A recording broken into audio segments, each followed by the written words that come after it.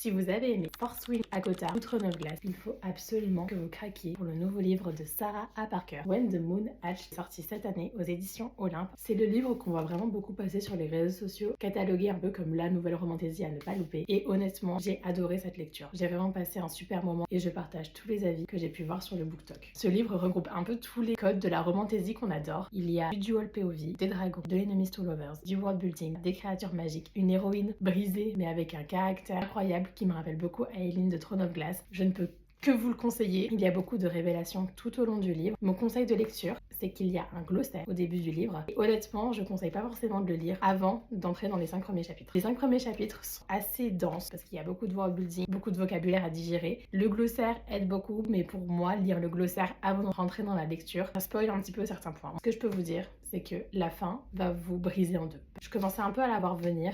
J'espérais pas, mais ce qui s'est passé, c'est passé. Mon problème étant que le tome 2 n'est pas encore sorti en anglais, donc on va devoir attendre un bon moment avant d'avoir le tome 2 en français. Je sais pas comment je vais faire. Soit je vais lire le tome 2 en anglais, mais avec tout ce world building, je suis pas sûre de vouloir m'embarquer là-dedans.